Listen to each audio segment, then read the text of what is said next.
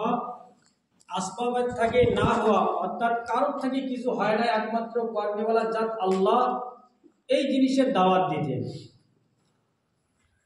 অর্থাৎ আমরে বিল মারুফ আর নহি আনিল মুনকার, সৎ কাজের আদেশ আর অসৎ কাজের নিষেধ, এই জিনিসের দাওয়াত সমস্ত নবী আর রাসূলরা দিয়েছিলেন।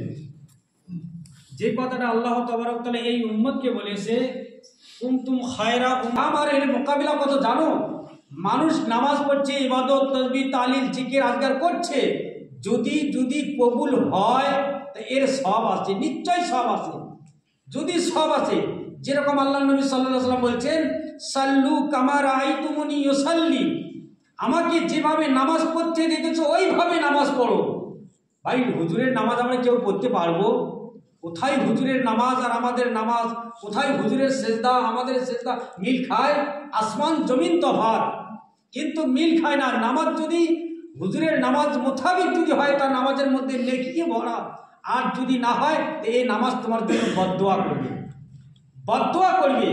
কিন্তু এমন একটা কাজ দিয়েছে আল্লাহ তাবারক তাআলা আমাদেরকে, আল্লাহর নবী সাল্লাল্লাহু আলাইহি ওয়াসাল্লাম বলছেন, মাওকিফুস সাআতিন ফি সাবিলিল্লাহ, কেউ যদি আল্লাহ রাস্তায় সামান্য সময় যদি অতিবাহিত করে, খালি ঘর থেকে বার হয়ে আল্লাহ রাস্তায় সামান্য সময় অতিবাহিত করিয়েছে, আল্লাহর নবী সাল্লাল্লাহু আলাইহি ওয়াসাল্লাম বলছেন, মাওকিফুস সাআতিন ফি সাবিলিল্লাহ খায়রুম মিন কিয়ামিল লাইলাতিল কদর ইনদা হাজরিল আসওয়াদ, আও কামা ক্বালা আলাইহিস সালাতু ওয়াস সালাম। বলছে কাবা শরীফে হজরে আসওয়াদ পাথরের সামনে, হজরে আসওয়াদ পাথরের সামনে, হজরে আসওয়াদ মানে জান্নাতি পাথর, আর ওখানে ইবাদত করলে একের বদলায় এক। বলছে ওই কাবার সামনে, কাবা যে দেওয়ালে লাগা আছে হজরে আসওয়াদ পাথর, ওই হজরে আসওয়াদ পাথরের সামনে আর দিনটা আর রাতটা যদি হয় তোমার লাইলাতুল কদর, তা কত নেকির মালিক হইতে পারে ওই মানুষটা। আল্লাহ নবী সাল্লাল্লাহু আলাইহি ওয়াসাল্লাম বলছেন, তার থেকে বেশি সব কোনো মানুষ যদি আল্লাহর রাস্তায় সামান্য সময় যদি খালি বাইর হয়, আল্লাহ তাবারক ওয়া তাআলা অনেক বেশি সব তাকে দান করবে। খায়রুম মিন কিয়ামিল লাইলাতুল কদর ইনদা হাজরিল আসওয়াদ, তার থেকে অনেক বেশি সব দান করবে। বলছে একটা মানুষ আল্লাহর রাস্তায় বাইর হয়েছে, আল্লাহ আমি তো দিন জানি না, দিন শিক্ষা করার জন্য আছে। আজ উম্মত কলেমা জানে না, গোসল জানে না, নামাজ জানে না, আত্মাইয়ত জানে না, দরুদ শরীফ পড়ে না, জুমা কি জিনিস জানে না। আজকে যদি জানতো, তার জুমায় এই কয়টা মানুষ হয় জানে না জুমা কি জিনিস। 3টা জুমা যদি কেউ বাদ দেয়, 3টা জুমা, আল্লাহ নবী সাল্লাল্লাহু আলাইহি সাল্লাম পাক জবানে বলছে এই মানুষটার নাম মুনাফিকের দপ্তরে লেখা হয়, এই নামটা মিটবিও না আর বুঝবিও না।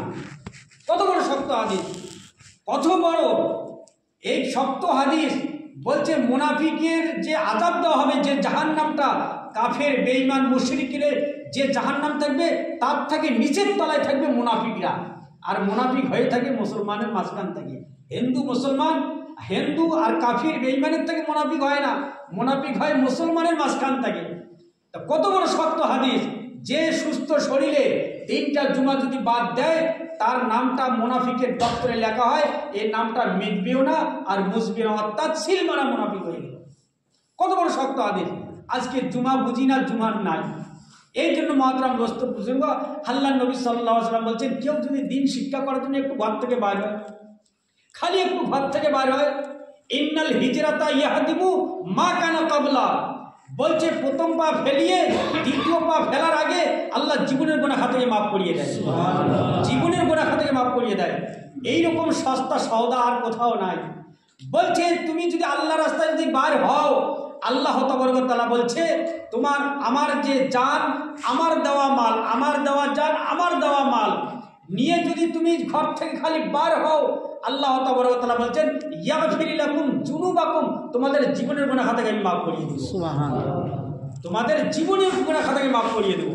ফির বলছে তুমজিকুম মিন আযাবিন আলিম, দরদনাক আযাব থেকে আমি আল্লাহ তোমাদেরকে নাজাত দিয়ে দেব।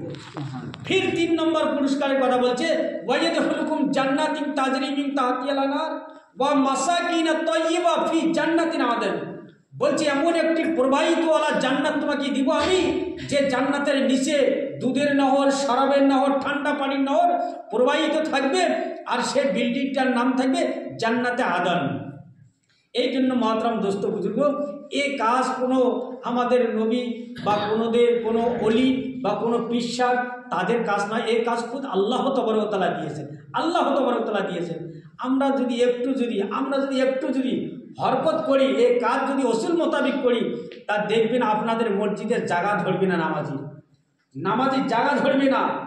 সবাই দিনদারের মধ্যে এমনভাবে দিনটাকে বুঝে নিবে যে না দিন ছাড়া আমাদের না দুনিয়া চলবে না আখিরাত চলবে, আর দুনিয়া তো ছাড়তেই হবে।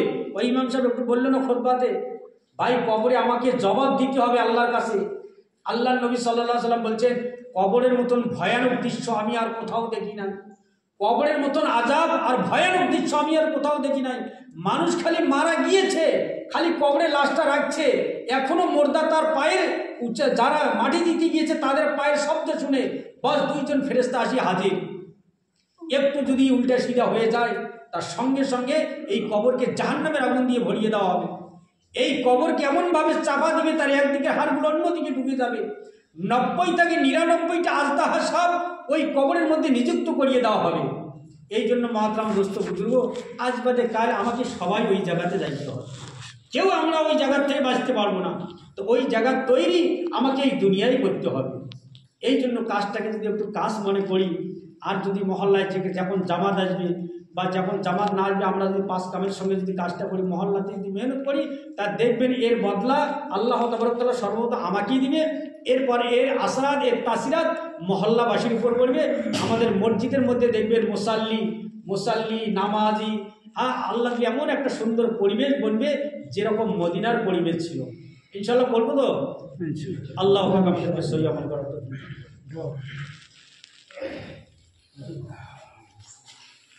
اللهم آمين.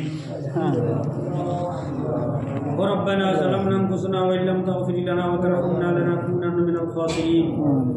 اللهم اغفر لي ولوالدي وللمؤمنين يوم يقوم الحساب. اللهم إنا نسألك الهدى والتقى والعفاف والغنى. اللهم أرنا الحق حقا وارزقنا اتباعه وأرنا الباطل باطلا وارزقنا اجتنابه. اللهم حاسبنا حسابا يسيرا. اللهم احفظنا من كل بلاء الدنيا وعذاب الآخرة. حسبنا الله ونعم الوكيل، نعم المولى ونعم النصير. এই মওলাই করিম, বেশক আমরা গুনাহগার খাতাকার সিয়াকা শিরক বিদআত সগীরা কবিরা সমস্ত জীবনের গুনাহ খাতা মাথায় নিয়ে তোমার শাহিদ আমরা হাত তুলছি, আমাদেরকে মাফ করে দাও। এই মওলাই মালজা আমাদের জুমাকে কবুল আর মঞ্জুর করো, আমাদের আশাকে কবুল আর মঞ্জুর করো। এই মওলাই মালজা যারা আমরা জুমার মধ্যে উপস্থিত হয়েছি তুমি খালি হাতে ফিরাইও না। এই মওলাই মালজা তোমারই তো বান্দা, এই মওলাই মালজা তাদেরকে তুমি কবুল আর মঞ্জুর করিয়ে নাও। তোমার সালিহীন বান্দাদের মধ্যে শুমার করিয়ে নাও, তোমার নেককার বান্দাদের মধ্যে শুমার করিয়ে নাও।